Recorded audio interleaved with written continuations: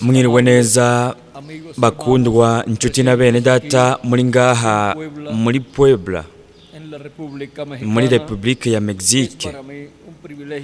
Kuri jewe ni ihigwe rikomeye kuba ndi kumwe namwe muri uyu mwanya kugira ngo ndabashingire intahe y'umumarayika afise ikimenyetso c'Imana nzima, ari we aboneka mu vyahishuriwe Yohana ikigabane c'indwi. Kandi reka dusome ico gisomwa mu kigabane c'indwi co mu gitabo cy'ivyahishuriwe Yohana. Aravuga hati, hanyuma y'ivyo mbona abamarayika bane bahagaze ku mfuruka zine z'isi, bafashe imiyaga ine yo kw'isi kugira ngo ntihagire umuyaga uhuha kw'isi canke ku kiyaga canke ku giti cyose. Kandi mbona umumarayika wundi aduga ava iburasirazuba, kandi mbona umumarayika wundi aduga ava iburasirazuba afise ikidomesho c'Imana nzima, asemerera n'ijwi rirenga abarira b'abamarayika bane bahawe konona isi n'ikiyaga, ati ntimugire ico mugira isi canke ikiyaga canke ibiti tutaradoma ikimenyetso mu ruhanga rw'abagurano b'Imana yacu.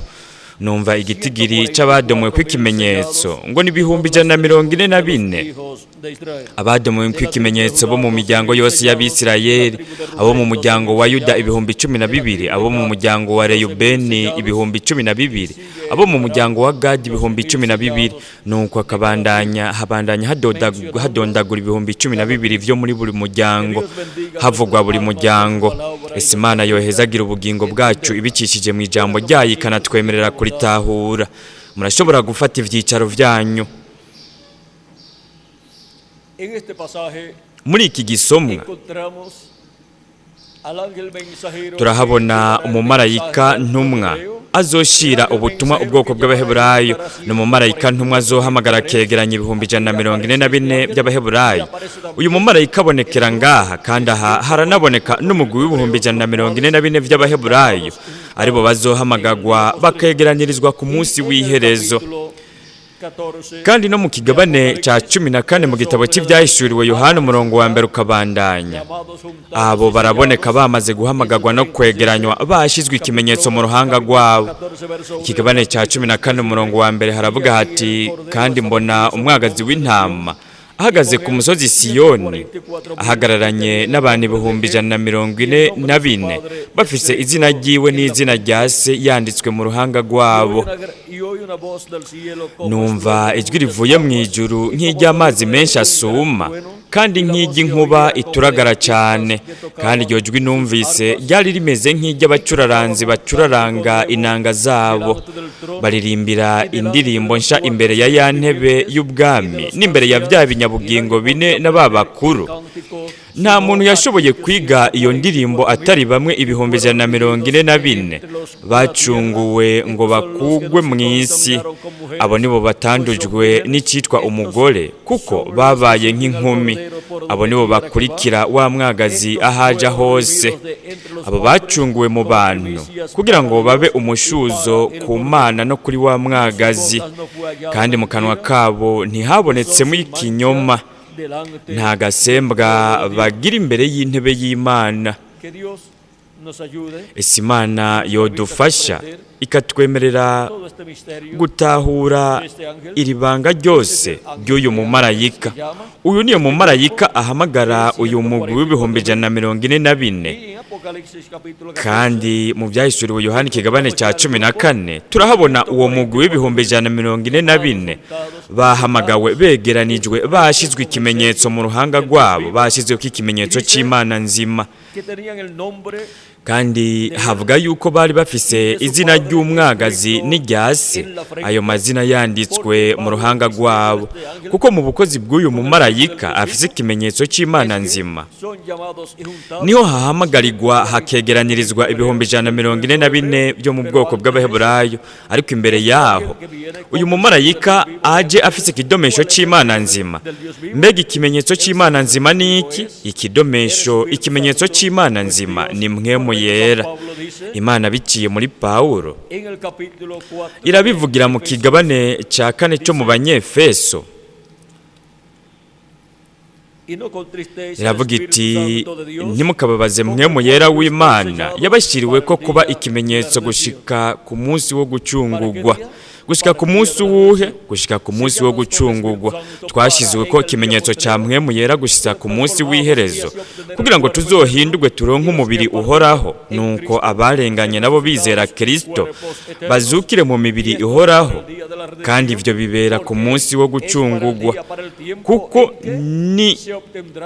nivyo mu gihe aho abantu bazoronka gusubira mu bugingo budashira bafise umubiri uhoraho. Ivyo ni vya buri mwana w'umuhungu n'umukobwa w'Imana, kandi muri ico gihe abana b'abahungu n'abakobwa b'Imana bazoba bagaragaye mu mwuzuro wabo wose bari mu mibiri ihoraho bafise ubugingo budashira, kandi aho hazoba hari ukugaragara k'ubwiza kw'abana b'Imana, ari vyo ivyaremwe vyose bitakamba bisaba, nk'uko biri mu Baroma ikigabane c'8,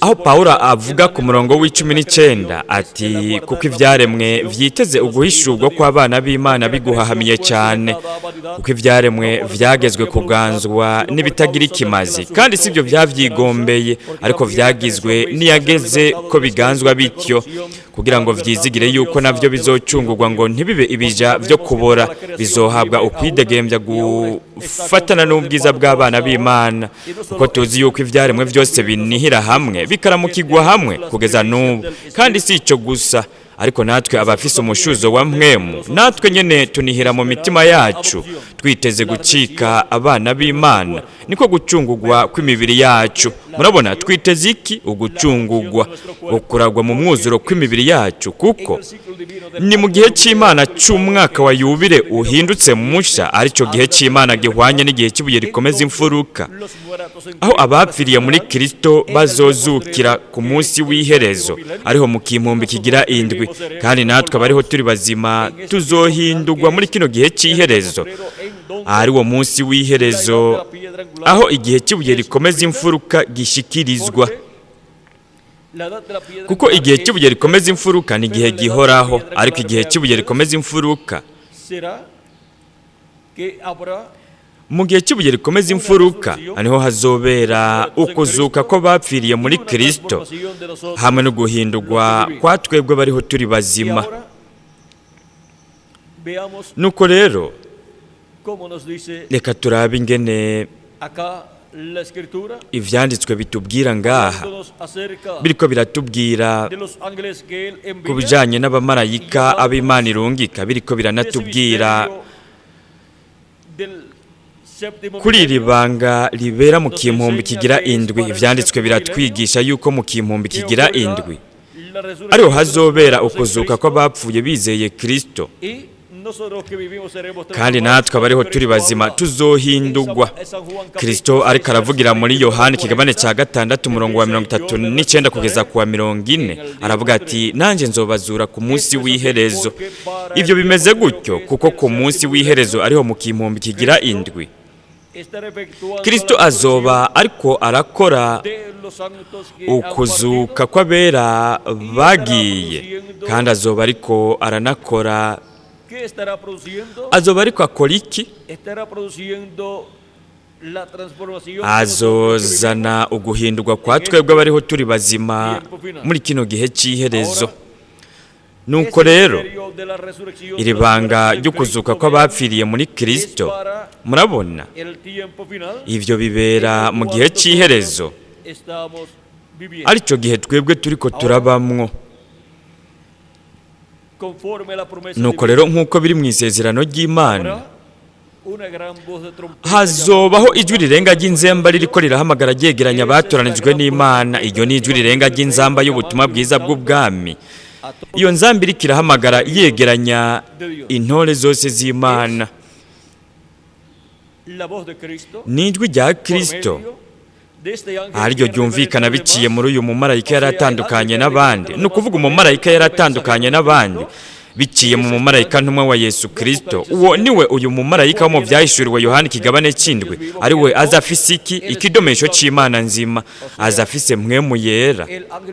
Ni ukuvuga marayika w'isezerano, umumarayika w'uhoraho ari we Yesu Kristo ari muri mpwemu yera, aje agaragariye mu mumarayika ntumwa wiwe, kandi aza ariko arakora ubukozi buhwanye n'umunsi w'iherezo, ubukozi buhwanye n'igihe cy'ubuye rikomeza imfuruka, ubukozi bunahwanye n'ikiringo cy'ubwami.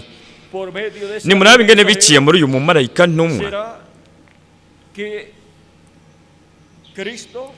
ariho Kristo azohamagarira kegeranyiriza abatoranijwe biwe, kandi azoheza ashireho ubwo bwoko bushasha buri mu mibiri ihoraho ku munsi w'iherezo, biciye mu gikorwa ico Kristo azoba ariko arakorera ku munsi w'iherezo.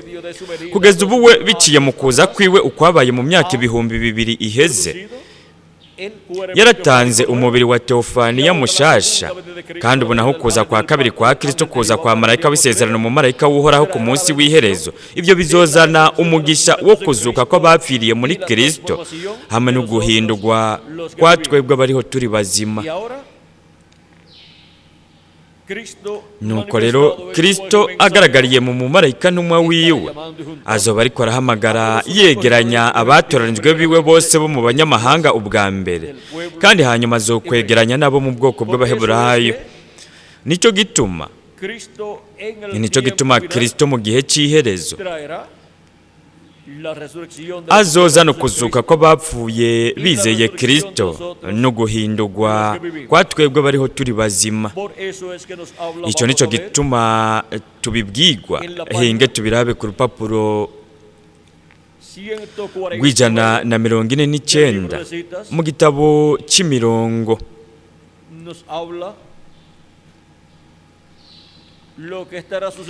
Aho haratubwira ibizoba biriko biraba. No ku rupapuro rw'146 reka tubirabe. Reka turabe ku rupapuro rw'146 akarongo ka 13 ubusa 3 haravuga ati bizoba neza neza nko mwitanguriro. Ntivyavuye ku bugombe butunganye bw'Imana ivyo kuvuka kw'abana bavyawe n'igitsina, no kuvuga kuvuka biciye mu gitsina, oya mushingana.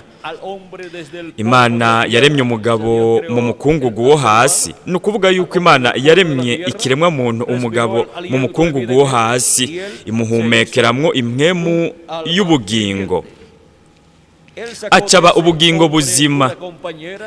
Yakuye muri uwo mugabo umufasha, imugira umugore wiwe. Iryo ryabaye ishaka rya mbere, ubugombe nyabwo bw'Imana. Ariko igihe icyaha cinjira kigakora ivyo cakoze, Imana yarahejeje yemera yuko umugabo azokubakana n'umugore biciye mu mategeko, akamuvyara ko abana. Nimugwire mwuzure isi yose, nimba uko ariko muzobigenza. Ariko murabona, ubwo ntibwari namba ubugombe butunganye bwayo. Nuko rero ivyo vyose vyagize itanguriro bitegerezwa kugira n'iherezo. Icyaha cyose gitegerezwa kuzokugwaho, icyaha cyose gitegerezwa kuzorandugwa.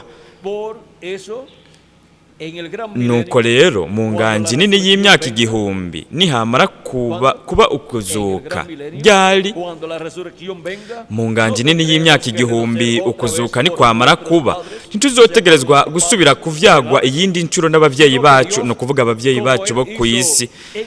Ahubwo Imana yacu nk'uko yabikoze mu itanguriro izohamagara umugabo imukure mu mukungugu wo hasi, kandi ari kumwe n'umufasha wiwe. Ivyo nivyo uko niko yo yabikoze mu itanguriro. Uko niko hazoba ukuzuka ko bapfiriye muri Kristo bariko bararonka umubiri mushasha, umubiri uhoraho uhawe ubwiza.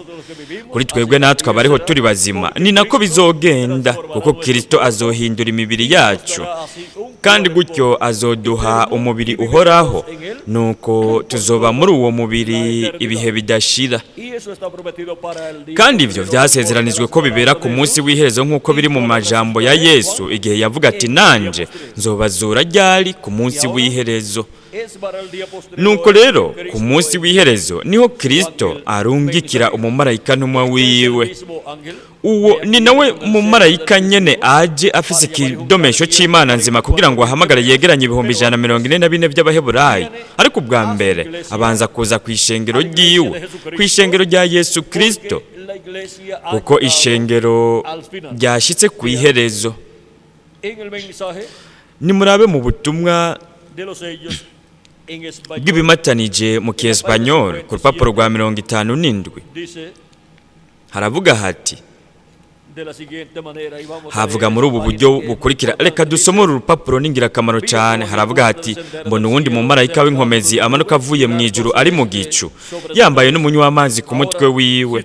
Nuko rero wowe witegereje neza uzobona ko uwo muntu ari Kristo, kuko no mu isezerano rya kera we yiswe umumarayika w'isezerano, kandi wewe ubuho aje atumbereye Abayuda, kuko ishengero ryageze ku iherezo ryaryo. Ni byiza tubandanye. Mu maso hiwe hari hameze nk'izuba, n'ibirenge byiwe bimeze nk'inkingi z'umuriro. Mbega muribuka umumarayika mu byahishuwe rimwe? N'uyo nyene umumarayika n'intumwa, kandi uwo ni intumwa ya Isirayeli. Urabibona, ishengero hageze aho rizamugwa, we aje kubw'ishengero ryiwe. Nuko rero umumarayika w'isezerano, umumarayika w'uhoraho, ari we yambaye umubiri mu myaka 2000 iheze akamenyekana ku izina rya Yesu. Murabona, we araje mu gihe cy'iherezo, araje bundi bushasha. Marayika w'isezerano, umumarayika w'uhoraho, aje ku bwoko bw'Abaheburayo mu kuza kwiwe kwa kabiri. Kandi kubera ko ishengero rya Yesu Kristo naryo ryashyitse ku iherezo ryayo, igihe cy'indwi cy'ishengero ry'abanyamahanga kikaba cyarangiye, hakaba hasigaye gusa umugwi w'abatoranijwe bo ku munsi w'iherezo. Nuko rero aje ku bw'ishengero ryiwe ryo mu mahanga, arahamagara akegeranya abatoranijwe biwe bo ku munsi w'iherezo, akabashyira mu gihe cy'ubuye rikomeza imfuruka. Akoresheje ubutumwa bwiwe arabahamagara ubutumwa bwiwe bwiza bw'ubwami, aribwo butumwa bugenewe ubweke bw'Abaheburayo. Ariko kubera ko aje no ku ishengero ryiwe ryo mu mahanga, aje azanye ubutumwa bwiza bw'ubwami, ariryo jwi rirenga ry'inzamba cyangwa inzamba y'iherezo, aribwo butumwa buca hirya no hino ukuza kwa kabiri kwa Kristo. Ubwo nibwo butumwa ubwoko bw'Abaheburayo bazokwakira, ariko bwa mbere bubanza kwakirwa n'ishengero rya Yesu Kristo, kuko ishengero ry'umwami Yesu Kristo muri kino gihe cy'iherezo ryashyitse ku iherezo ryaryo. Kandi mu yandi majambo, haje intumwa izohamagara ubwoko bw'Abaheburayo, iza ubwa mbere ku ishengero ryiwe ryo mu mahanga kugira ngo ihamagare yegeranye abatoranijwe bibo bo ku munsi w'iherezo. Nico gituma ku rupapuro rwa 30 mu gitabo cy'ibihe by'ishengero, integuza yo kuza kwa kabiri kwa Kristo, aratubwira ati, nuko rero n'iryari ubutumwa bwiza buzosubira ku Bayuda, n'igihe hazoba harangiye ikiringo cy'abanyamahanga, no kuvuga n'igihe hazoba harangiye ikiringo cy'ubuntu. Ubutumwa bwiza buriteguye kugira ngo busubire ku Bayuda. Iyaba gusa nari nshoboye kubereka ikintu kigira kibe kuri uyu munsi wacu. Iki kintu kizoshika no ku vyanditswe mu byahishuriwe Yohana 11, kandi abo bashinga intahe babiri, abo bavugishwa n'Imana babiri, Mose na Eliya, bazoba bariko barasubiza ubutumwa bwiza bundi bushasha ku Bayuda. Mose na Eliya, ibiti vy'imyelayo bibiri, nibo basubiza ubutumwa bwiza mu bwoko bw'Abaheburayo, nk'uko Abaheburayo babuzaniye abanyamahanga biciye mu bukozi bwa Mose, oya munyihanganire, biciye muri Petero no muri Paulo. Aravuga ati, turiteguye, ibintu byose biri mu rutonde rwavyo. Nk'uko Abayuda bazaniye ubutumwa bwiza abanyamahanga, uko niko n'abanyamahanga bazobusubiza mu Bayuda. Nuko ukuzamurwa kuzoca kuba, ni ukuvuga yuko imbere yuko haba ukuzamurwa kw'abatoranijwe, aho ubwoko bw'Abaheburayo bazoba bamaze kuba bariko barumviriza bariko barakira ubutumwa bwiza bw'inkuru nziza y'ubwami. Kandi ibyo bizoba biciye mu bukozi bw'ibiti by'imyelayo bibiri, biciye mu bukozi bwa Mose na Eliya, buzoba bugaragariye mu mumarayika w'umwami Yesu Kristo, umumarayika azafise ikimenyetso c'Imana nzima, kugira ngo abanyamahanga bashire ubutumwa bwiza abaheburayo. Ubwa mbere abanyamahanga bategeza kuba bafise ubutumwa bwiza bw'ubwami, aribwo butumwa ubwoko bw'abaheburayo buzokwakira, kuko ishengero ry'abanyamahanga muri iyi myaka 2000 iheze ryaragerageje gushira ubutumwa bwiza abaheburayo, ariko bo ntibabwakiriye. Kubera iki? Kuko ishengero ryariko ribashira ubutumwa bwiza bw'ubuntu, ubutumwa bwiza buvuga ku kuza kwa mbere kwa Kristo aje nk'umwagazi w'intama w'Imana. Kandi ubwoko bw'abaheburayo ntibemeye ukuza kwa mbere kwa Kristo, ntibamwakiriye nk'umwagazi w'intama w'Imana. Nuko rero ishengero ryo mu banyamahanga ntiryashoboye gushira ubutumwa bwiza bw'ubuntu ubwoko bw'abaheburayo, ngo ubwo butumwa bwemegwe n'ubwoko bw'abaheburayo nk'igihugu cyose. Ariko ku munsi w'iherezo ishengero ry'umwami Yesu Kristo rizoba riri mu gihe cy'ubuye rikomeza imfuruka, kandi rizoba ryamaze kwinjira mu kiringo cy'ubwami. Nuko rero rizoba rifise ubutumwa bw'inkuru nziza y'ubwami, aribwo butumwa buzunguruka ku kuza kwa kabiri kwa Kristo, kandi ubwo nibwo butumwa ubw'ubwoko bw'abaheburayo bazokwakira. Nuko rero ubwo buzosubira ku bwoko bw'abaheburayo, ubutumwa bwiza bw'ubwami buzosubira ku bwoko bw'abaheburayo biciye mu bukozi bwa Mose na Eliya, biciye mu bukozi bw'ibiti by'imyelayo bibiri, aribwo bukozi buzoba buri mu mumarayika abonekera mu byahishuriwe Yohana ikigabane cy'indwi, afite ikidomesho c'Imana nzima. Uwo mumarayika ubwa mbere ari mu ishengero ry'abanyamahanga, ahabera ugusobekerana, uguhurirana kw'ikiringo c'ubwami gihura n'ikiringo c'ubuntu, kandi aho habera no guhurirana kw'igihe cy'ubuye rikomeza imfuruka gisobekerana n'igihe cy'indwi cy'ishengero ry'abanyamahanga. Nuko aho habera no guhurirana k'ubutumwa bwiza bw'ubwami buhurirana n'ubutumwa bwiza bw'ubuntu. Nuko rero aho hazoheza hashyigweho ikiringo gishasha kigezweho imbere y'Imana. Nuko hanyuma Imana izokugara urugi rw'ikiringo kigira kabiri, urugi rw'ikiringo cy'ubuntu, kandi aho nta wundi muntu n'umwe azoshobora kwinjira aciye mu urwo rugi, kuko Imana izogugara. Kandi urwo rugi ruzokugarirwa hehe? Muri kino gihe cy'iherezo. N'iryari? Reka turabe ibijyanye n'urwo rugi ruzokugagwa. Muri Luka haratubwira kuri urwo rugi ruzokugagwa, no muri Mariko naho nyene, no mu butumwa bwiza bwa Matayo. Nuko rero uru rugi ruzokugagwa, reka tururabe tugwegereye neza kugira ngo dushobore gutahura. Turifuza gutahura aya mabanga yose y'Imana. Muri Luka ikigabane cya 13 umurongo wa 25 haratubwira kuri urwo rugi.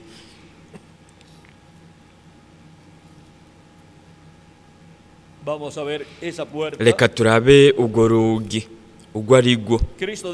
Kristo yaravuze, ariko aravuga ku ntama no ku ruhongore. Yavuze ati, ni jewe rembo, kandi ushika mu rugo wese aciye muri jewe azokizwa. Nuko rero reka turabe uru rugi ruzokugagwa mu gihe cy'iherezo. Muri Luka ikigabane cya 13 umurongo wa 22 ukabandanya haravuga hati, Yesu ari mu nzira ahita mu bisagara no mu mihana yigisha, ari ku rugendo ajya i Yerusalemu. Umuntu aramubaza ati, mugenzi, mbega abakizwa ni bake? Nawe arababarira ati, mushishikare guca mu irembo rifunganye. Ndababwira yuko benshi bazogomba kuricamwo ntibabishobore. Uru rugi rufunganye, iri ni irembo iryo Kristo avuga ko ari we nyene.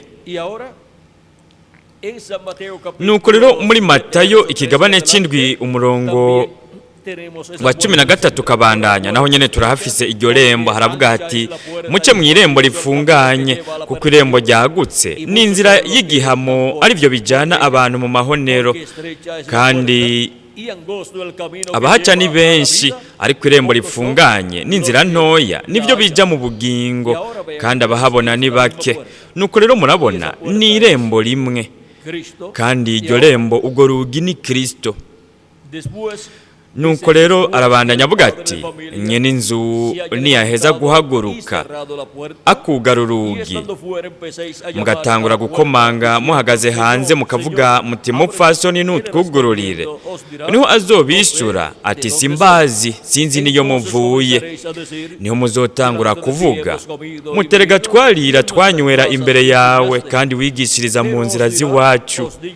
Azobabwira ati ndababwire sinzi iyo muvuye, mviraho mwabakora ibizira mwese mwe. Aho niho hazoba amarira no kujyanya insya z'amenyo, aho muzobonera Aburahamu na Isaka na Yakobo n'abavugishwa n'Imana bose bari mu bwami bw'Imana, namwe muhindiwe hanze. Hazoza abava iburasirazuba n'iburengerazuba n'iburaruko n'ibumanuko, bazokwicara mu bwami bw'Imana. Kandi hari ab'inyuma bazoba ab'imbere n'ab'imbere bazoba b'inyuma. Nuko rero murabona ingene uru rugi rw'imbabazi rw'ubuntu ariko Kristo, irembo ry'ikiringo cy'ubuntu.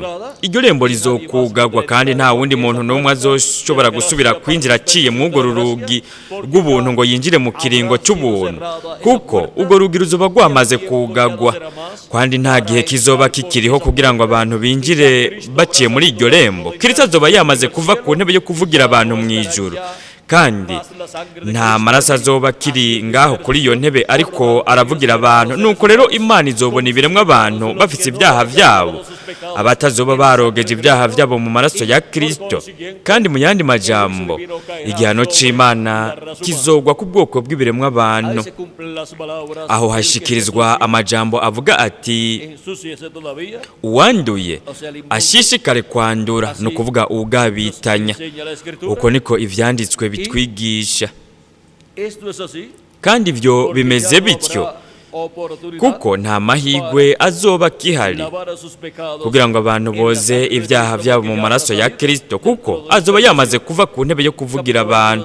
Mu kigabane cya 22 umurongo wa 11 mu byahishuriwe Yohana haravuga hati ugabitanya nashishikare agabitanye, uwanduye mu mutima nashishikare yandure, ugororotse nashishikare agororoke, uwera nashishikare yezwe.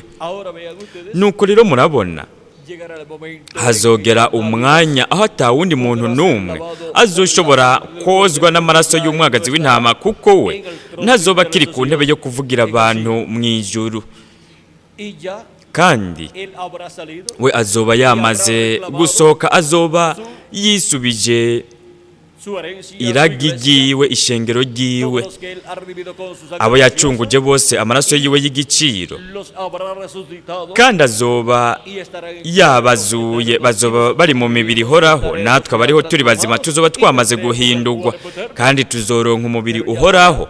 Ariko aho ntihazoba hakiriho imbabazi ku biremwa abantu, kuko urugi ruzoba rwamaze kugagwa. Nuko rero nimurabe ingene mu mbabazi z'Imana kugeza n'ubu muri Amerika Latine na Karayibe Imana iracyari kiratanga imbabazi zayo mu gihe cy'ubuye rikomeza imfuruka arico kigenewe kubera muri Amerika Latine na Karayibe, kandi rikirahamagara yegeranya intore zayo zose abafise amazina yabo yanditswe mu gitabo cy'ubugingo cy'umwagazi w'intama. Kandi hari abantu bafise amazina yabo mu kindi kibanza, abo nabo nyene bararonka umugisha w'Imana, barafasha batoranijwe n'Imana, baba umugisha bagafasha batoranijwe b'Imana, kandi abo ntibazobura ingero impera yabo mu bwami bw'Imana. Nuko rero imbabazi z'Imana zigaragarira ku isi ku ncuro ya nyuma biciye mu bukozi bw'umumarayika yari ngaha, biciye mu bukozi bw'umumarayika yaratandukanye n'abandi, agaragariye mu mubiri w'umuntu, agaragariye mu mumarayika ntumwa w'umwami Yesu Kristo. Nuko rero nimurabe ingene imbabazi z'Imana ku munsi w'iherezo zizogaragara ku ncuro ya nyuma, zikagaragarira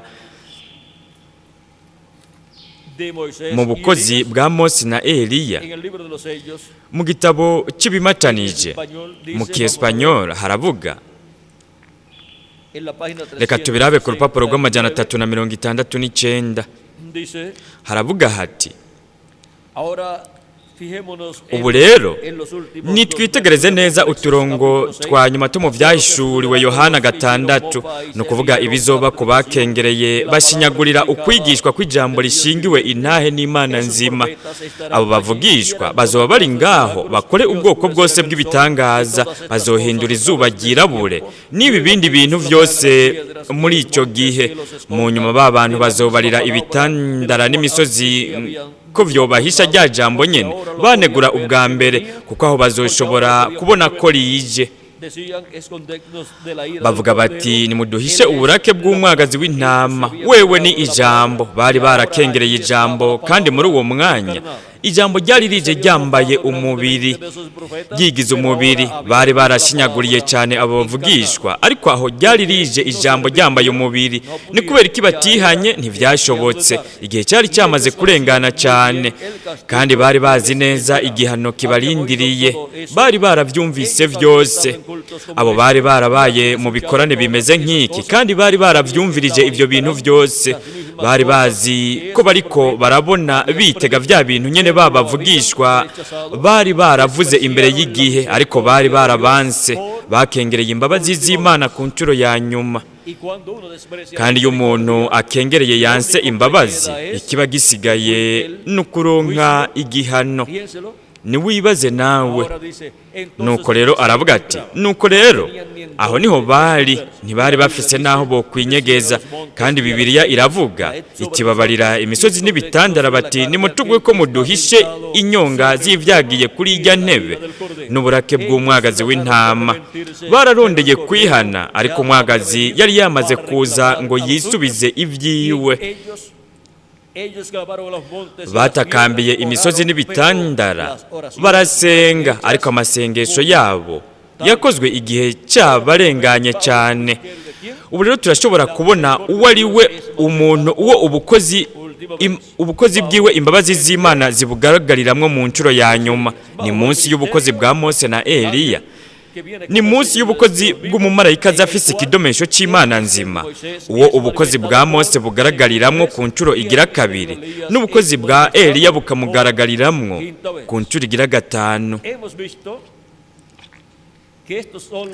Turabonye yuko ubwo ari ubukozi bwasezeranijwe bwo ku munsi w'iherezo buri kumwe n'ubukozi bwa Yesu. Iyi Imana ivuze mu ijambo ryayo igasezeranya kuzorungika umuvugishwa n'Imana yigeze kurungika mu gihe cyarenganye. Iyo uwo muvugishwa aserutse bundi bushasha, haboneka ubukozi bw'uwo muvugishwa n'Imana buri mu muntu wo mu gihe kigezweho Imana ishikirijemo iryo sezerano. Nk'akarorero turafise Eliya w'itishubi. Hanyuma Elisa yasavye imigabane ibiri y'impwemu yari muri Eliya, nuko iyo migabane ibiri yaraje kuri Elisa igihe Eliya yari yadugijwe mu ijuru ari mu gikarayi kiguruka canke mu mukogote w'umuriro. Nuko Elisa yaronse imigabane ibiri y'ubukozi bwari muri Eliya. Uko kwabaye ukugaragara kugira kabiri k'ubukozi bwa Eliya bugaragariye kuri uyu mubumbe w'isi. Mu nyuma Imana yari yaranasezeranije kurungika Eliya ngo ategurire inzira ukuza kwa mbere kwa Kristo, kandi igihe Imana yarungika ubwo bukozi, umumarayika mukuru Gaburiyeli yari yeretse umuherezi Zakariya, amubwira ko azovyara umwana ari wazokuzuzwa mpwemu yera akiri no mu nda ya nyina, kandi yari kuzoza afise impwemu n'ububasha vya Eliya kugira ngo ahindukirize imitima y'abana kuy'abavyeyi babo. Kandi murabona yaramubwiye ati, muzomwita Yohana, kandi yavuze ko yari kuzoza afise impwemu n'ububasha vya Eliya. We yari Eliya yategerezwa kuza muri ico gihe, mu kuza kugira gatatu kwa Eliya. Kandi buri gihe iyo Eliya aje, aza ari mu gitwikirizo gishasha c'umubiri. Ukuza kugira kabiri kwa Eliya kwabaye ukuza kwa kabiri k'ubukozi bwa Eliya buje buri mu muntu mushasha ari we yabaye Elisa. Ukuza kwa gatatu kwa Eliya kwabereye mu muntu mushasha mu gitwikirizo c'umubiri mushasha witwa Yohana Umubatiza. Ukuza kwa kane kwa Eliya kwabereye mu muntu mushasha yitwa William Branham. Kandi ukuza kugira gatanu kwa Eliya nako kubera muri uyo mumarayika aje afise ikidomesho ikimenyetso c'Imana nzima kugira ngo ahamagare yegeranye ibihumbi 144 by'abaheburayo. Kandi uyo mumarayika ni umumarayika w'umwami Yesu Kristo atumwe ku munsi w'iherezo mu gihe cy'ubuye rikomeza imfuruka no mu kiringo kinini cy'ubwami. Integuza y'ukuza kwa kabiri kwa Kristo ariko aravuga kuri Eliya azoza kugira ngo abwire ubutumwa bwoko bw'abaheburayo. Yarishuye aravuga uwo azoba ari we n'ingene iryo sezerano rizoshitswa n'igihe bamubaza ikibazo kigira 11 ku rupapuro rw'amajana 399 mu gitabo cy'ibimatanije mu Kiespanyole. Ico kibazo kigira 11 kiravuga gitya kiti mbega Eliya azoza kubwira ubutumwa ba Yuda ni wa wundi Eliya nyene yariho mu minsi ya Ahabu canke gusa izoba ari mwe mu ya Eliya iri mu wundi muntu? Inyishu yabaye ngo jewe nibaza ko azoba ari umuntu wo muri ico gihe azoba asizwe iyo mwemu, kuko hariya igihe Eliya yari yamaze kuduga Elisa agahura n'abana babiga iby'ubuvugishwa bo bavuze bati imwemu ya Eliya yaje kuri Elisa. Ni kubera ko Elisa yarakoze ico kimwe nk'ibyo Eliya yakoze. Vyabaye iki ukuza kwa Eliya ku ncuro igira kabiri? Bwabaye ubukozi bwa Eliya buri muri Elisa, kuko Elisa yakoze ico kimwe nk'uko Eliya yari yakoze. Nuko rero mbega bizoba ari iki ukuza kwa Eliya azobwira ubutumwa bwoko bw'abaheburayo ku munsi w'iherezo mu kugaragara kugira gatanu kwa Eliya? Azoba ari umuntu wo muri iki gihe asizwe iyo mwemu y'ubukozi bwa Eliya mu kugaragara kwabwo kugira gatanu. Uko kuzoba rukuza kwa gatanu kwa Eliya aje ku isi. Ubwo n'ubukozi bwa Eliya buzoba buje ku ncuro igira gatanu buje ku isi. Ubwo bukozi buri gihe bukogwa nande? Bukogwa na mwemu yera, ariwe yabukoreye muri Eliya w'itishubi, muri Elisa, muri Yohana Umubatiza, muri Revera William Branham. Kandi ku munsi w'ihereza azoba mwemu yera azoba ariko arabukorera mu mumarayika aza afise ikidomesho c'Imana nzima, ariwe mumarayika w'umwami Yesu Kristo. Kandi uwo ni wo mumarayika ntumwa w'igihe cy'ubuye rikomeza imfuruka, akaba n'umumarayika ntumwa wo mu kiringo kinini cy'ubwami. Nuko rero turashobora kubona iri banga ryo kuza kwa Eliya ku ncuro igira gatanu. Kandi byongeye n'integuza y'ukuza kwa Mose ariko aratuvugisha aratubwira muri ubu buryo bukurikira.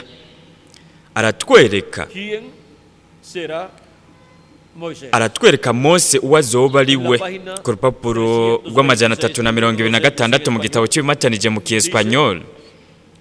Haravuga hati Mose azoba ari uwo muntu nyene. Ibyo ni navyo dusanga mu byahishuriwe Yohana 22 umurongo w'8. Kandi nibiki dusanga mu byahishuriwe Yohana 22 umurongo w'8? Havuga ati Mose azoba ari uwo muntu nyene. Nivyo dusanga mu byahishuriwe 22 umurongo w'8. Aho hari Mose. Nuko rero reka turabe Mose wazoba ari we nkuko biri mu gitabo cy'ibyahishuriwe Yohana. Haravuga hati ni jewe Yohana numvise ibyo ndavyibonera, maze kuvyumva no kubibona nikubita hasi imbere y'ibirenge by'umumarayika anyeretse ivyo ngira ndamusenge. Ariko arambarira atoyasigaho, ndumugurana umugenzawe kandi no mugenzi wa bene so abavugishwa n'Imana n'uwabitondera amajambo y'iki gitabo. Imana bari yusenga. Ninde uyu mumarayika? Ni umumarayika w'umwami Yesu Kristo atumwe kugira ngo ashinge intahe y'ibi bintu byose bitegerezwa kuba vuba. Uyu ni umumarayika azana uguhishura kwa Yesu Kristo, kandi ku munsi w'iherezo Kristo azoba yihishuriye muri we biciye muri we, kuko Kristo azoba yihishije kandi yihishuye biciye mu mumarayika n'umwa wiwe, kandi azoba ariko arakora ibintu ibyo yavuze ko yari kuzokorera muri kino gihe cy'iherezo. Abantu bazoba bariko barabona umuntu muvugishwa azoba ariko arakora ibi bintu byose, ariko bitegereje uzoba ari nyuma y'uwo muntu bazomenya yuko uzoba ari nyuma y'uwo muntu azoba ari Yesu Kristo ari muri mwemu yera, agaragariye mu mubiri w'umuntu mu mumarayika ntumwa wiwe kuri uyu munsi w'iherezo, kandi azoba ariko arahamagara yegeranya intore ziwe zo mu banyamahanga ubwa mbere, hanyuma azokwegeranya n'intore ziwe zo hagati mu bwoko bw'Abaheburayo. Nuko rero turashobora kubona yuko uyu mumarayika w'umwami Yesu Kristo ari umuvugishwa, aza ariko aramenyekanisha ibintu bigira bibe vuba, kandi ibyo nivyo abavugishwa n'Imana bakoreye no mu isezerano rya kera no mu isezerano risha. Igihe Imana yaba yabarungika bariko barashinga intahe y'ibintu byaba bigira bibe, kuko baza bariko baravugishwa, bariko bavuga ibintu biba bigira bibe. Kandi ngaha turahafise umumarayika ntumwa uwazanye ubutumwa bw'ubuvugishwa buzanira Yohana intumwa, ubutumwa bw'ubuvugishwa buvuga kuri ibi bintu byose bitegerezwa kuba vuba.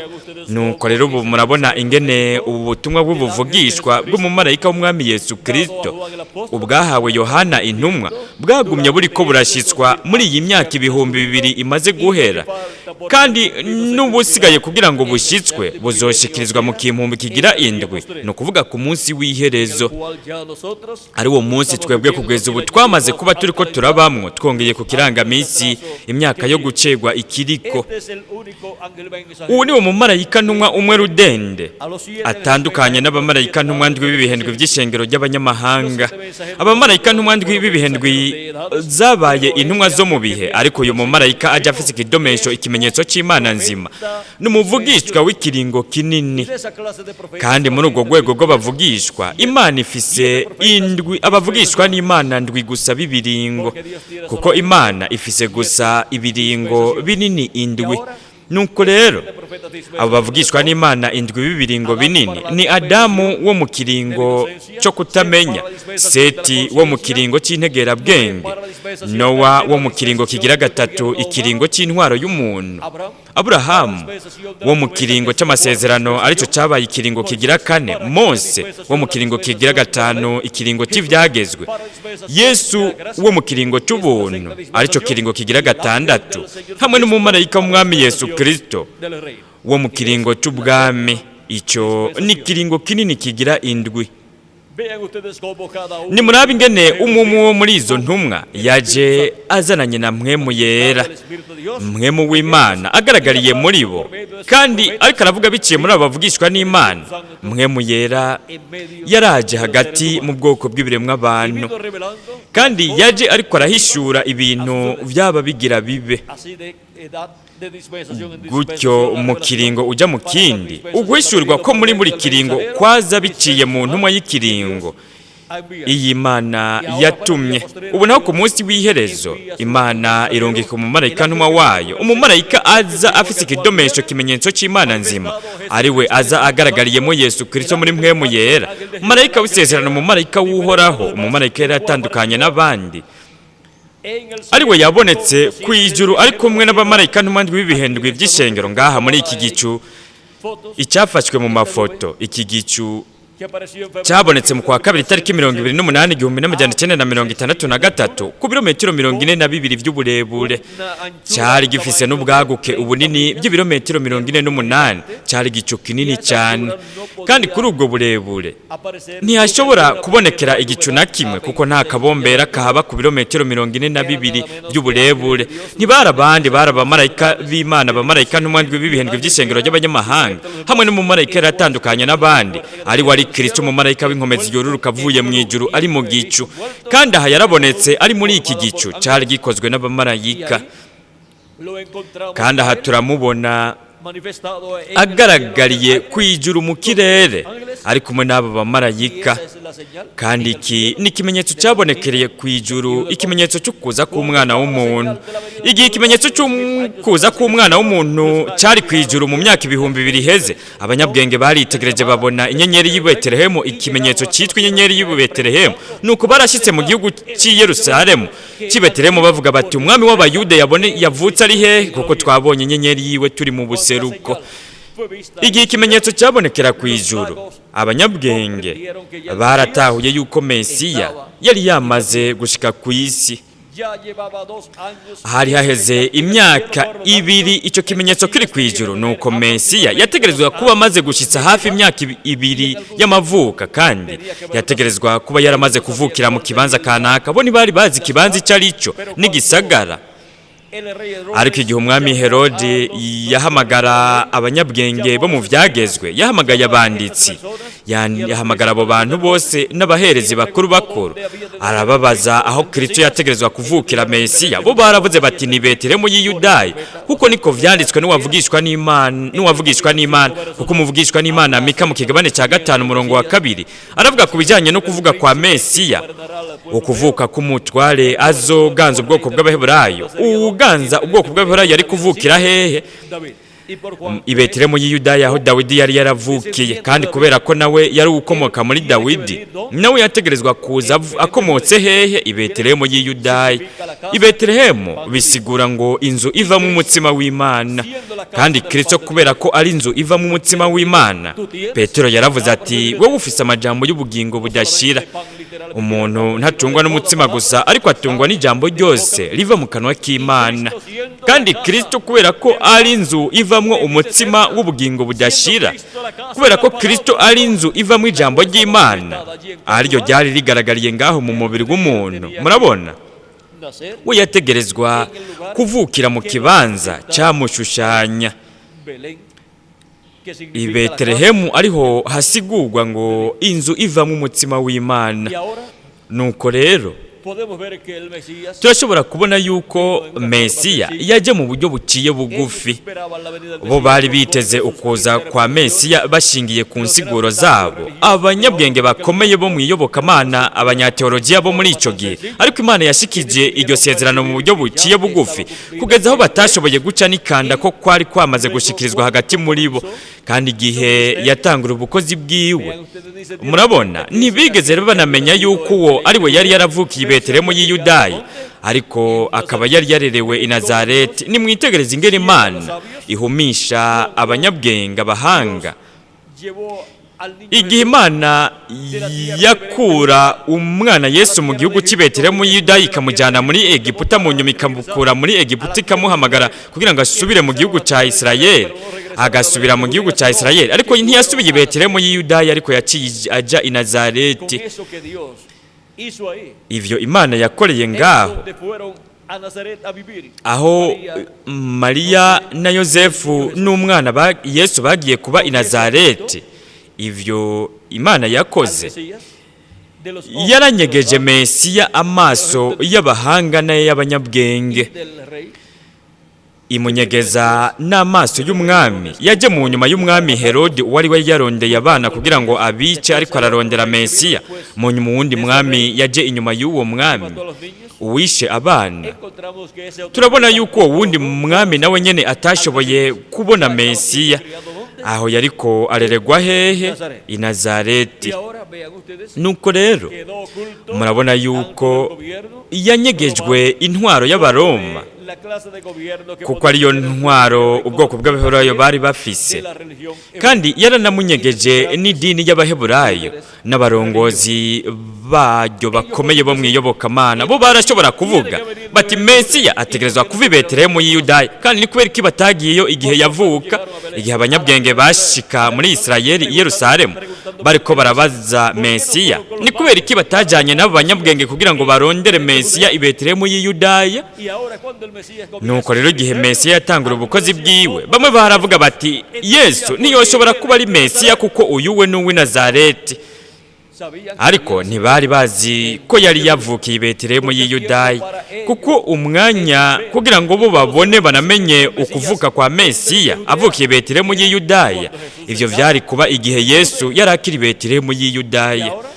Nuko rero nimwitegereze, abantu bamwe barashobora kuvuga, nka bamwe muri mwebwe, umuntu yoshobora kuvuga ati jewe, reka tuvuge, umuntu yoshobora kuvuga ati jewe ndi wo muri Monterey, kandi nta nkeka wewe raba uri muri Puebla, umuntu wari wese yoshobora kuvuga ati oya jewe ndindiriye umuntu ava muri Monterey, ariko wewe uri uwo muri Puebla ntiwoshobora kuba uri uwo jewe ndindiriye. Ariko nta nkeka umuntu wewe yoba kuzi yoshobora kuvuga ati n'uyu nyene uwo muntu. Ikihari gusa nuko uyu muntu yavukiye muri Monterey, yabaye muri Monterey, ariko hanyuma yimukiye muri Puebla, ariko n'uwo muri Monterey. Turondeye ku rupapuro rwanditswe ko aho yavukiye bivuga yuko yavukiye muri Monterey, naho ariko aba muri Puebla. Nuko rero murabona igihe Natanayeli yarondera Filipo, cyangwa igihe Filipo yarondera Natanayeli akamubwira turazi twabonye umwe Mose yavuga, ubwo nyene Natanayeli yaciye amubaza ati mbega nuwa hehe? Filipo aramubwira ati w'i Nazareti, ati twamubonye ni Yesu w'i Nazareti. Nuko Natanayeli yarahejeje aravuga ati mbega i Nazareti hova iciza. Ni nkuko rimwe tuvuga ku gisagara nk'igisagara kanaka cyangwa mu kibanza kanaka cyo mu gihugu, tukavuga tuti mbega muri ico kibanza hova ikintu ciza. Nimba hatarigera hava umuntu ngira akamaro numwe, mbega hoshobora kuva umuntu kanaka ngira akamaro muri ico kibanza? Kandi bivuzwe yuko aho hantu havuye umuntu ngira akamaro cyane, abantu barashobora no gukekeranya bakavuga bati nimba aho hatigeze kuva ikintu ciza, ni gute uwo muntu yova ngaho? Nk'akarorero boshobora kugerageza kurondera umuntu kugira ngo yitoze abo umukuru w'igihugu, nuko bamurondereye mu kibanza kitigeze kivamwo umunyapolitike n'umwe akomeye, hakaba hatigeze hava n'umukuru w'igihugu muri ico kibanza, abantu boshobora kuvuga bati mbega ngaho hoshobora kuva ikintu ciza kandi hatigeze hava umunyapolitike n'umwe akomeye. Nta numwe yigeze anashobora no kuba umushinga amateka wo muri ico kibanza, ariko nimwitegereze muri uwo mwanya ubagira be umukuru w'igihugu abakomotse muri ico kibanza. Kandi abantu bamwe barashobora no gukekeranya yuko uwo yoshobora kuronka ico kibanza cyo kuba umukuru w'igihugu, kuko muri ico kibanza hataba harigera hava umunyapolitike n'umwe akomeye yoshobora kuba yarashitse ku rwego rwo hejuru. Kandi uko niko vyabaye kuri Yesu w'i Nazareti. Ntihari bwigere hava ikintu na kimwe ciza, ni ukuvuga nta murongozi n'umwe akomeye wo mu vy'iyobokamana yari bwigere hava, kandi umenga nta n'umurongozi n'umwe akomeye wo muri politike yarigeze ava muri ico kibanza. Ariko muri uwo mwanya kuvuga yuko Mesiya yaravuye ngaho mu gihe Nazareti hatari bwigere hava umuvugishwa n'Imana, nuko muri uwo mwanya hakava umuvugishwa n'Imana akomeye cyane. Ivyo byaratangaza abantu, nuko barashobora gukekeranya yuko Mesiya umuvugishwa w'ubwoko bw'Abaheburayo atoshobora kuva muri ico kibanza, kandi baravuga bati mbega ivyanditswe ntibivuga ko ategerezwa kuva i Betelehemu y'i Yudaya, ariko ivyo vyari byaramaze gushitswa. Nuko rero nimurabe ingene uwo mugisha uhambaye ukuza kwa mbere kwa Kristo wanyegejwe n'Imana, nuko baratsitajwe n'igitwikirizo cy'umubiri, umubiri wari kurashikirizwamo kuza kwa mbere kwa Kristo. Batsitaye aho abantu buri gihe bama batsitazwa n'igitwikirizo cy'umubiri, kuko ntibatahura yuko Imana isezeranije ikintu gihambaye, kiba gihambaye ku bijyanye no kugaragara kw'Imana. Ariko mu bijyanye n'igitwikirizo cy'umubiri, umubiri ushikirizwamo icyo kintu gihambaye, igitwikirizo cy'umubiri aba ari umuntu aciye bugufi asanzwe. Murabona ukuza kwa mbere kwa Kristo, ikintu gikomeye cyane cyari cyarasezeranijwe gushikirizwa muri icyo gihe hagati mu bwoko bw'Abaheburayo, kandi nta nkeka igitwikirizo cy'umubiri wari kurashikirizwamo iryo sezerano rikomeye yari umukozi asanzwe w'umwubatsi, kandi ubwoko bw'Abaheburayo bo bari biteze umwami, nuko babona haje umukozi w'umwubatsi, umubaji, kuko ivyo ntivyari bihwanye n'ubukomezi ubwo ubwoko bw'Abaheburayo bari barindiriye, kuko ntibatahuye yuko igihambaye ubukomezi warakomeye yari uwari imbere muri uwo mukozi w'umwubatsi yitwa Yesu w'i Nazareti. Imana ibikora muri ubwo buryo, kugira ngo gutyo ntihagire n'umwe yishimikiza ubwenge bwiwe bw'umuntu, nuko ntihagire n'umwe arondera ubukomezi bw'umuntu kugira ngo ahave ashimagiza igihimba igice cy'umuntu, ariko kugira ngo bose barondere ubukomezi bw'Imana. Uruhande rw'Imana ruba rugaragariye muri uko guca bugufi k'umuntu, kugira ngo gutyo ntihagire abantu baha icyubahiro igice cy'umuntu, ariko baha icyubahiro uruhande rw'Imana, kugira ngo Imana ibe ari yihabwe icyubahiro. Nuko rero nimurabe ingene byose byabaye ibintu biciye bugufi mu kuza kwa mbere kwa Kristo. Integuza yo kuza kwa kabiri kwa Kristo avuga yuko uko ari nako bizogenda mu kuza kwa Kristo, kuza k'umumarayika w'inkomezi, ukuza k'umumarayika amanuka avuye mu ijuru ari muri iki gicu. Avuga yuko bizoba muri ubwo buryo, naho nyene avuga yuko bizoba mu buryo buciye bugufi ivy'ukuza kwiwe. Nuko rero iyo havuzwe uburyo buciye bugufi, aho haba hashingiwe ku gihimba cy'umuntu, kandi iyo havuzwe ku gice cy'ubwiza haba hashingiwe ku gice igice cy'Imana. Nk'akarorero mu bakerubi bari mu kibanza cy'ahera cyane cyo mu ngoro yubatswe na Salomo, iyo havuzwe hashingiwe ku gice cy'umuntu kizogaragarira mu gushyitswa kw'abo bakerubi babiri, abo haba havuzwe urubaho rw'umwelayo, ibiti by'imyelayo bibiri, nk'uko bivugwa mu byahishuriwe Yohana ikigabane cya 11 no muri Zakariya ikigabane cya 4. Kandi iyo havuzwe ku gice cy'Imana, ubumana bugaragariye muri icyo gice cy'umuntu, iyo havuzwe ku gice cy'Imana kizogaragarira ngaho mu bukozi bwa Mose na Eliya, mu bukozi bw'ibiti by'imyelayo bibiri, haba hariko havugwa iki?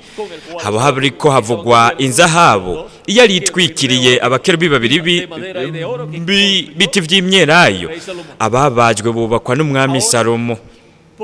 Nuko rero turashobora kubona yuko Imana buri gihe ikora ibintu bihambaye ibyo yasezeranije, ikabikora mu buryo buciye bugufi, kandi abantu batsitazwa n'igitwikirizo cy'umubiri cyama buri gihe giciye bugufi, kandi rimwe rimwe ntibashobora no kwizera yuko ikintu gihambaye nk'Imana yasezeranije kiba kiriko kirashikirizwa mu muntu asanzwe aciye bugufi wo mu gihe abantu baba bariko barabamwo. Kandi ibyo nivyo byabaye mu kuza kwa mbere kwa Kristo.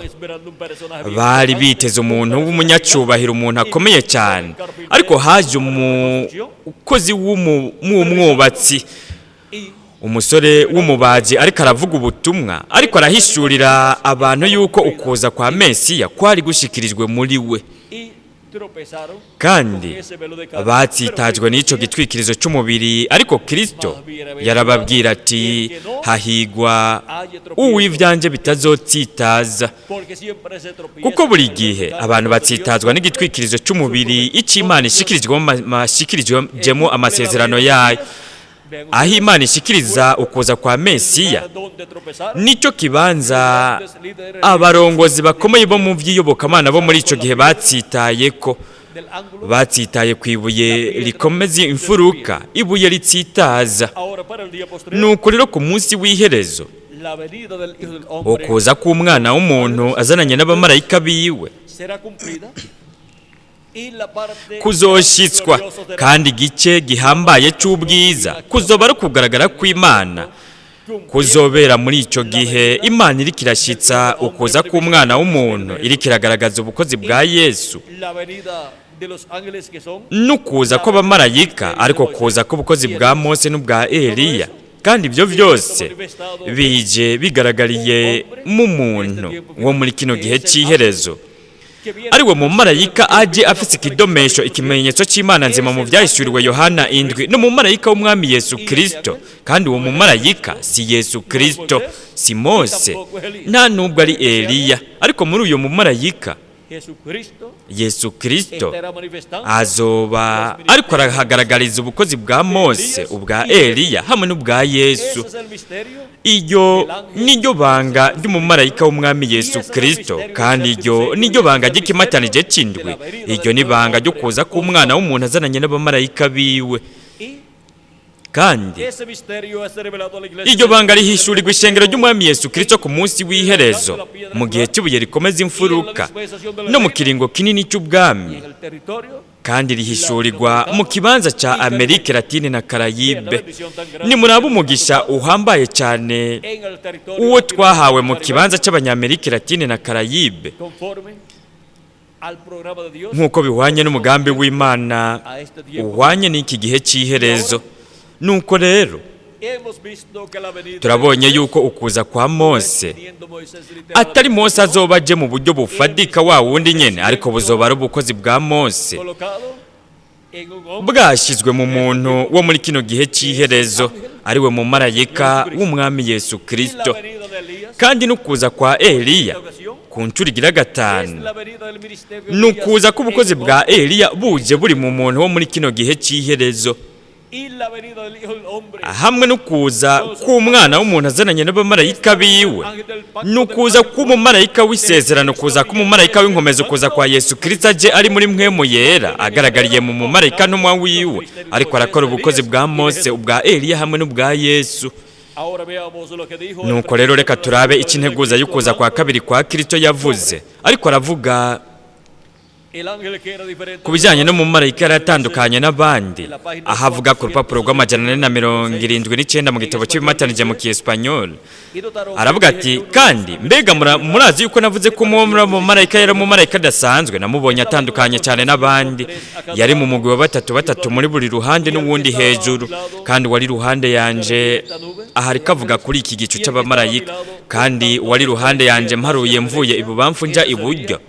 Uwo niwe yari mu marayika girindwi, we yarakayangana cyane, kandi yari afite insiguro ikomeye cyane kuri jewe gusumba abandi. Narababwiye ko yari afite igikiriza kinini, kandi yari kwaguruka atera aja mu buseruko.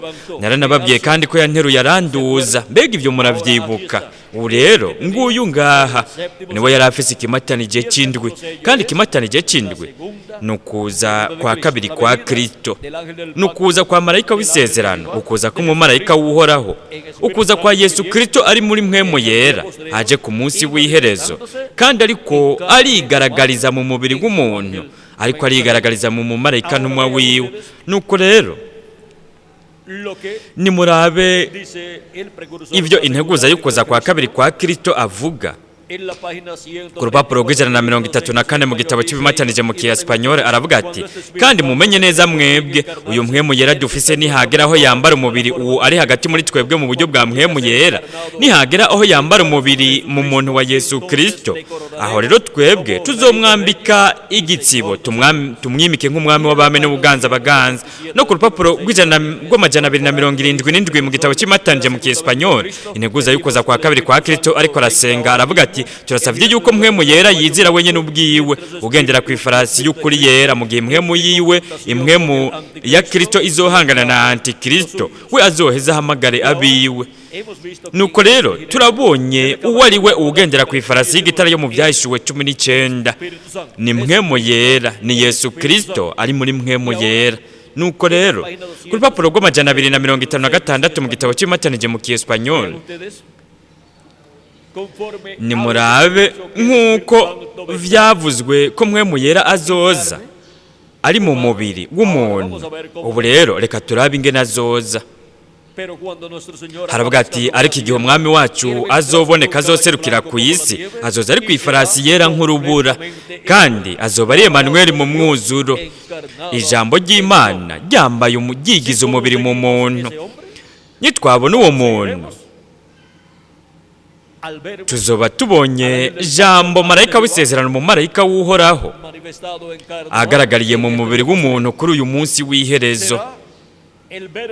Azoba ari ijambo ryigize umubiri mu muntu wo muri kino gihe cy'iherezo. Ni nk'uko n'ubukozi bwa Eliya buzoba ari ubukozi bwa Eliya buri mu muntu wo muri kino gihe cy'iherezo, niko bizogenda no ku bukozi bwa Mose. nuko rero ugendera ku ifarasi y'igitare yo mu byahishuwe 19 murabona ni kimatanije cy'indwi ni Yesu Kristo ni mwe mu yera ni marayika w'isezerano aje ku munsi w'ihereza ari mu mubiri w'umuntu ari mu mumarayika ntumwa wiwe nitwabona icyo gitwikirizo cy'umubiri umumarayika w'umwami Yesu Kristo tuzobona ukugaragara kw'ikimatanije cy'indwi ukugaragara kukuza k'umwana w'umuntu azananye n'abamarayika biwe agaragariye mu mubiri w'umuntu mu mumarayika w'umwami Yesu Kristo tuzobona ubukozi bwa Mose ubwa Eliya n'ubwa Yesu buriko buragaragarira mu mubiri w'umuntu buriko bugaragarira mu mumarayika w'umwami Yesu Kristo kandi tuzomubona ariko arahamagara yegeranya abatoranijwe bose b'Imana ku munsi w'iherezo ariko abahamagarira ari muri Amerika Latine na Karayibe kuko uyu agendera ku ifarasi y'igitare yo mu byahishuwe 19 azavuye iburengerazuba integuza y'ukuza kwa kabiri kwa Kristo aravuga ku rupapuro rw'166 mu gitabo cy'imirongo akarongo ka 14:85 ako n'agace k'ubutumwa bwitwa ngo ikibanza kimwe rudende Imana yategekanije cyo gusengeramwo ku rupapuro rwa kabiri aravuga ati ubu rero je nari intanguye gusaza cyane kandi nariyumviriye nti mbega hazokongera kuba irindi kanguro nzobona ikindi gihe kandi mwibuke gusa iburengerazuba hazovuga ku ifarasi y'igitare tuzokongera guca muri iyi nzira iyindi ncuro ibyo nivyo vuba cyane nkuko tuvyiteguriye urabona ni isezerano nimba ari isezerano ritegezwa kuba riri muri Bibiliya iryo ni isezerano riri mu byahishuriwe Yohana 19:11 mu kabandanya isezerano ryo kuza kugendera ku ifarasi y'igitare yo mu byahishuwe 19 ariko kuza kwa Kristo kuza kwa marayika w'isezerano mu marayika w'uhoraho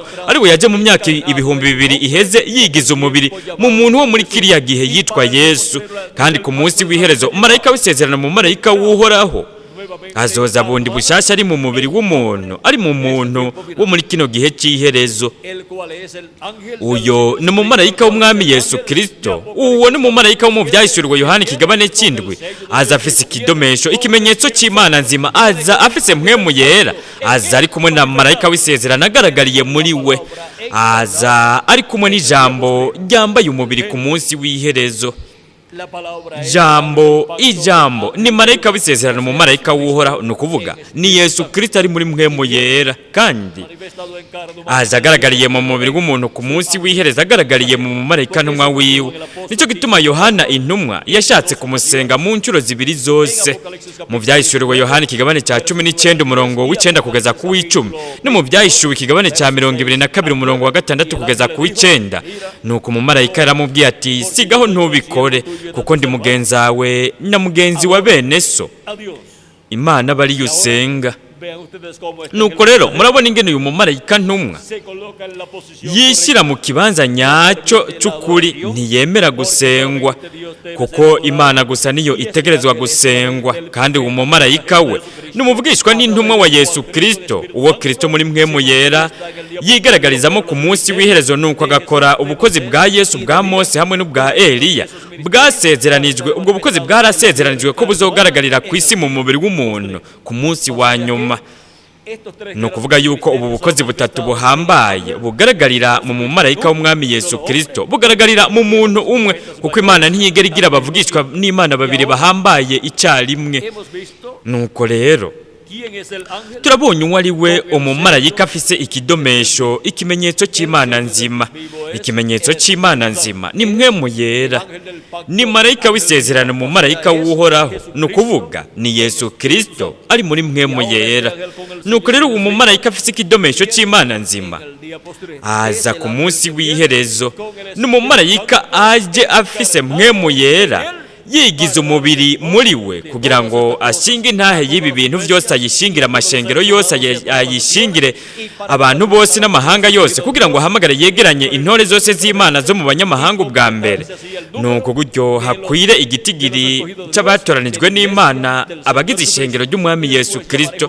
kandi hanyuma azohamagara yegeranye 144 by'abaheburayo bo mu bwoko bwa Isirayeli turabonye ibanga ry'umumarayika afite ikidomesho cy'Imana nzima uyu ni umumarayika ntumwa aje azanye ijwi rirenga ry'inzamba cyangwa inzamba y'iherezo n'ijwi ry'umumarayika mukuru, ubutumwa bw'uyo mumarayika ntumwa, kandi ni n'inzamba y'Imana, kuko ni ijwi rirenga ry'inzamba y'ubutumwa bw'inkuru nziza y'ubwami, aribwo butumwa ashingisha intahe y'ibi bintu byose bitegerezwa kuba vuba muri kino gihe cy'iherezo, kandi arerekana n'ibintu byamaze gushitswa byose.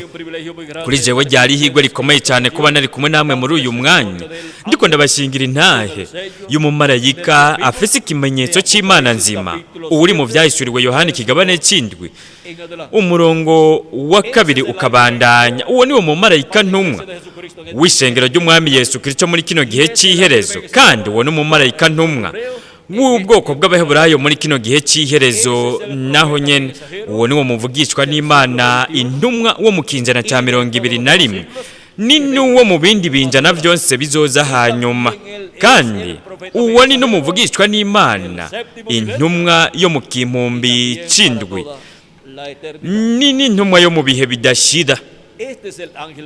Uyo ni umumarayika ntumwa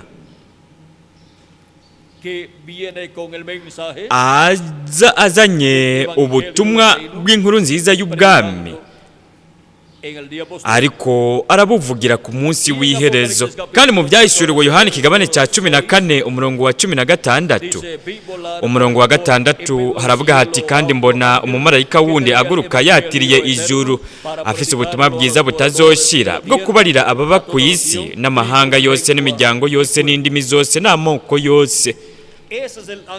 Uyo ni wo mumarayika ntumwa wa Yesu Kristo azana ubutumwa bwiza buhoraho, kuko ubutumwa bwiwe buzoba ubwo mu nganji y'imyaka 1000, hanyuma bube n'ubwo mu bihe bidashira. Muri ubwo butumwa amabanga yose y'Imana azohishurirwa abana b'abahungu n'abakobwa b'Imana mu kimpumbi kigira indwi, ndetse no mu bihe bidashira. Uyu mumarayika ntumwa yarashushanijwe mu bamarayika ntumwa ndwi b'ibihe ndwi by'ishengero ry'abanyamahanga. Nicyo gituma tuzobona yuko muri izo ntumwa habaye ibintu ibyo hanyuma bishyitswe mu mwuzuro bigashikirizwa mu mumarayika aje afise ikidomesho cy'Imana nzima. Muri uyo mumarayika hashushanijwe abamarayika ntumwa ndwi hamwe n'ibihendwe by'ishengero ry'abanyamahanga, kandi hanashushanijwe n'iki gihe cyacu, kuko iki ni gihe cy'umumarayika aje afise ikimenyetso cy'Imana nzima. Uyo ni umumarayika ntumwa umwe rudende atumwe na Kristo, azoshobora gufata ibihumbi 144 by'Abaheburayo akabashira mu gihe ciwe. Nico gituma mu nyuma mu byahishuriwe Yohana 14 baboneka bamaze gushizwa hehe ku musozi Siyoni bari kumwe n'umwagazi w'intama, kuko aho baba bashizwe mu gihe cy'ibuye rikomeza imfuruka, arico gihe kibera ku gasongero k'umusozi Siyoni. Bashigwa muri ico gihe ahari umumarayika ntumwa aje afise ikidomesho cy'Imana nzima. Izindi ntumwa zose zarifuje guhamagara no kwegeranya uwo mugwi w'ibihumbi 144 by'Abaheburayo, kandi mbega mwebwe mwibaza yuko Paulo yari kubashira he? Yari kubashira mu gihe cya mbere. Ni hehe yari kubashira umumarayika ntumwa agira kabiri w'igihe cya kabiri cy'ishengero ry'abanyamahanga? Yari kubashira mu gihe kigira kabiri. Kandi ni hehe yari kubashira Marte? Yari kubashira mu gihe kigira gatatu, arico cyari gihe ciwe. Kandi ni hehe yari kubashira Kolomba? Yari kubashira mu gihe kigira kane. Ni hehe yari kubashira Luteri? Yari kubashira mu gihe kigira gatanu. Wesley yari kubashira he? Yari kubashira mu gihe kigira gatandatu. Kandi William Branham nawe yari kubashira he? Mu gihe cy'indwi cy'ishengero ry'abanyamahanga. Kuko buri ntumwa irahamagara ikegeranya batoranijwe b'Imana, ikabahamagarira ikabashira mu gihe Imana iba yayirungikiyemwo. Nuko rero ni hehe azokwegeraniriza? Nihe umumarayika aje afise ikidomesho cy'Imana nzima azokwegeraniriza ibihumbi 144 by'Abaheburayo? Azobegeraniza mu gihe cy'ibuye rikomeza imfuruka no mu kiringo kinini cy'ubwami. Kandi ni hehe azokwegeraniza abatoranijwe b'abanyamahanga? Azobashira mu gihe cy'ibuye rikomeza imfuruka no mu kiringo cy'ubwami. turabonye ibanga ry'umumarayika afise ikimenyetso cy'Imana nzima, kandi turabonye uwo mumarayika uwo ari we, ni umumarayika w'umwami Yesu Kristo, uwo ni we muvugishwa n'Imana, ntumwa wa nyuma w'ikiringo kinini, kandi ni n'intumwa y'igihe cy'ibuye rikomeza imfuruka cyo mu ishengero ry'umwami Yesu Kristo. Uyo ni umumarayika afite ikidomesho, ikimenyetso cy'Imana nzima, aboneka mu byahishuriwe Yohana ikigabane cy'indwi umurongo wa mbere wa kabiri ukabandanya. Kuri jewe ryabaye ihigwe kubashingira intahe y'umumarayika afite ikimenyetso cy'Imana nzima, kandi yabaye n'umugisha kubereka yuko uyo mumarayika azoba ari hagati mu ishengero rya Yesu Kristo ku munsi w'iherezo, kandi avuye ngaho hanyuma azoja ku bwoko bw'Abaheburayo. Azoba ari hagati mu ishengero rya Yesu Kristo iburengerazuba muri Amerika Latine na Karayibe, arico kibanza aho Kristo ashikiriza igihe cy'ubuye rikomeza imfuruka.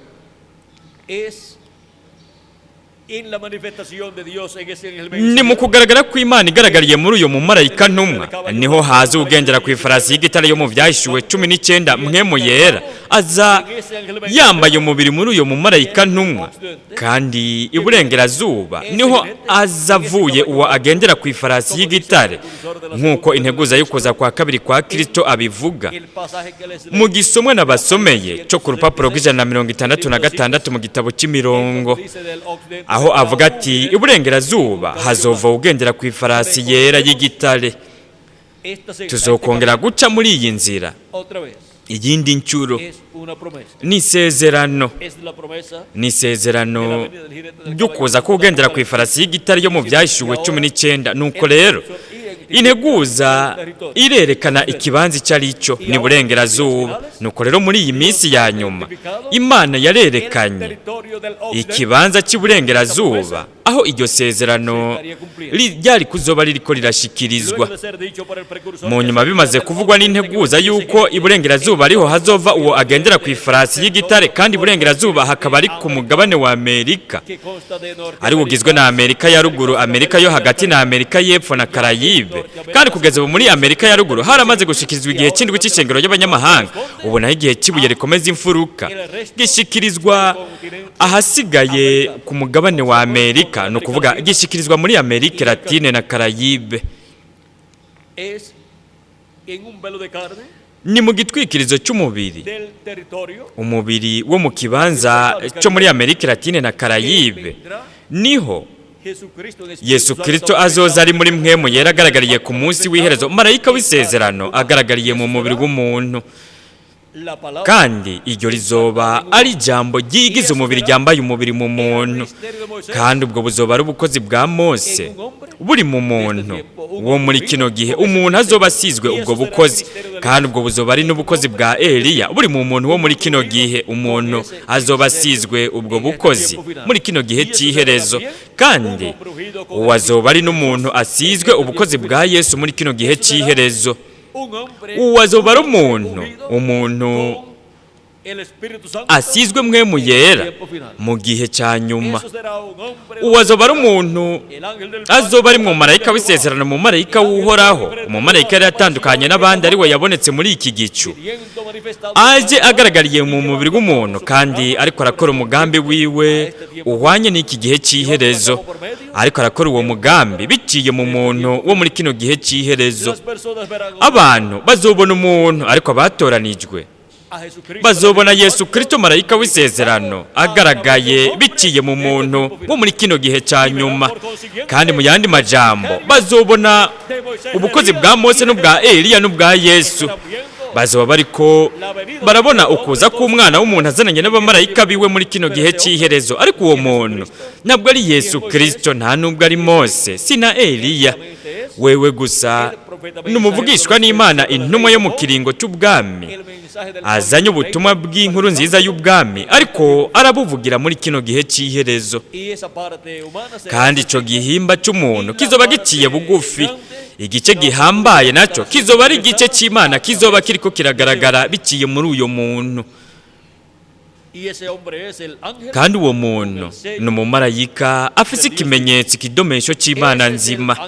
Uyo ni umumarayika aza afise ikimatanije cy'indwi kigaragariye muri we.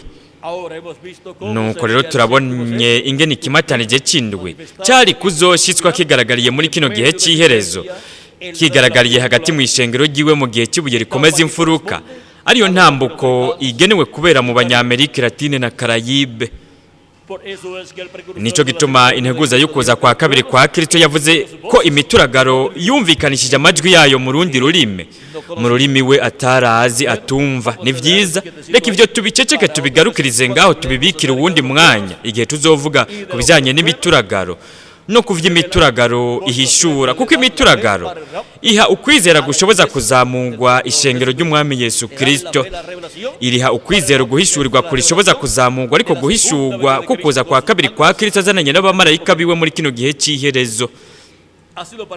Kuri jewe wabaye umugisha ukomeye cyane kuba nari kumwe namwe ngaha mu gisagara ca Puebla muri Republika ya Mexique, ndiko ndabashingira intahe y'umumarayika afise ikidomesho, ikimenyetso c'Imana nzima. Ese imigisha ya Yesu Kristo yasezeranijwe yo muri kino gihe c'iherezo yoba kuri umwe wose wo muri mwebwe no kuri jewe nanje, kandi se vuba twese twohindurwa nuko tukajanwa mu birori by'ubukwe bw'umwagazi w'intama mw'ijuru mw'izina rihoraho ry'umwami Yesu Kristo. Amen kandi amen. Murakoze cyane kuba mwateze amatwi mubikunze, kandi mwese mugira umuhingamo mwiza. Dusigarane na Revera Miguel Bermudez Marine kugira ngo abandanye asozere iki gice cyacu muri uyu mwanya, nuko hanyuma turaza kubandanya mu bikorane bikurikira. Tuza kubandanya dukorera ngaha mu gisagara cya Puebla. Miguel araza kubabwira ivyo bikorane bikurikira ibyo tuza gukorera ngaha, nuko rero turacafise umwanya wo kumara ngaha mu bikorane bikurikira. Nuko rero hamwe natwe Miguel kugira ngo abamenyeshe ibikorane bikurikira vyo kuri uyu munsi turiko. Imana ibahe umugisha kandi barinde ibazigame mwese.